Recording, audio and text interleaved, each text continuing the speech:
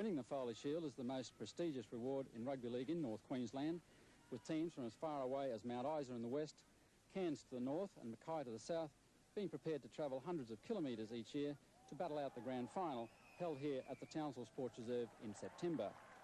Tradition has built over the years to such an extent that the Foley Shield competition has become the nursery for many of the up-and-coming future representative stars who are eventually enticed to the southern capital cities. Dave Tosh, a former president of the North Queensland Rugby League, has attended every Foley Shield grand final since 1948. That's not quite right, Peter. I've attended 35. I missed one, 1973. That year I was overseas on the holidays and I followed the Kangaroos around on their tour of England. I suppose going back to 1948, Dave, at the first Foley Shield grand final is quite a little bit different to what we see today. Oh, yes, it's quite different. And that the Foley Shield was donated in memory of Archie Foley, one of the great stars of rugby league in North Queensland. Not only was he a player, but he's one of the top administrators in his day. He filled every position, I think, in the North Queensland Rugby League, selector, manager, and secretary, president, life member of that organisation, life member of the Queensland Rugby League, as well as life member of the Townsville Rugby League and South Football Club. So if he was here today, he'd certainly be very proud of the way the Foley Shield competition has been conducted. Yes. Dave, just getting back to that 48 grand final, it was between a couple of cane-cutting cities, Babinda and Ayr. Yes, I came from Ayr that year and I was very keen to see them win, but Babinda were too good for us. They won the game 7 points to 2, which to this day is still the lowest scoring final that we have had. What's the best Foley Shield grand final that you've seen in all those years, Dave? Well, I must go back to 1982, the Foley Shield final here then between Herbert River and Townsville. It finished up a 25-all draw. Kennedy to dummy half. Kennedy to dummy half. Bob Kennedy still going. Looking for support, gives it away to Higgs. Higgs smothered, gets the pass away inside to Alan Davison. Davison trying to break through.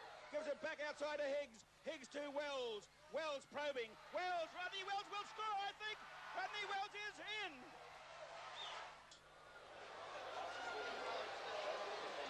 In he comes, right foot to the ball. Up go both flags, 22 all. Not only was it good because it was close, it was some of the most exciting football I've ever seen. Other good games were 1967 and 1969, and Townsville played Innisfail and won by 16 points to 15. Another game when Mount Isa defeated Townsville by 12 points to 9. They were very thrilling games. And I suppose you've seen some top players in your day go through the ranks. Yes, quite a lot of southern players came up here in those days. The most noted, I think, would have been Jack Horrigan, who came up here in 1949 and played for 3 or 4 years. But quite a lot of Australian reps have come up here in their time, and they've enhanced the standard of the code up in the north. And we've produced a few good northerners too, and Jimmy Patterson and Kel O'Shea, well known around the south, Queensland and Sydney, and also a few others like Downey Clifford and Brian Fitzsimmons, who repped for Australia. Quite a others, too long a list to mention, I think. I suppose you're hoping to see quite a few more Foley Shield grand finals. Well, I hope so. Colour of the hair, I may not see too many more, but I hope so. Well, Brian, Dave Tosh mentioned your name, a former international hooker and also a current coach of a Foley Shield side. Just what's it like to coach a side in 1984? Well, it hasn't changed, Peter, from 1984 to 83 or the years before. It's just a matter of preparing your side properly, I think, to go out and do their best on the field and perform well, which you can only ask them to do. And the main thing is winning, and that's our intentions in 84. Brian, you've played at every level, international, state, Foley Shield. Just how does the standard in the north compare to other centres in the south? Well, you're talking about North Queensland in general. I think just players in North Queensland can go and match themselves anywhere in Australia, which they've proved.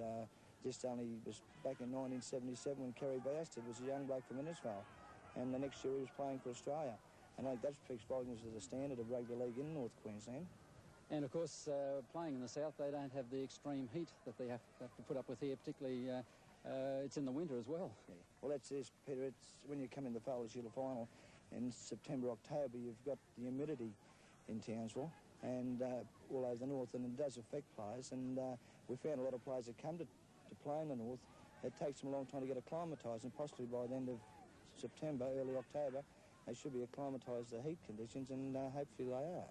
Well, Jim is the current chairman of the Queensland Rugby League Northern Division, which has changed its name since recent times.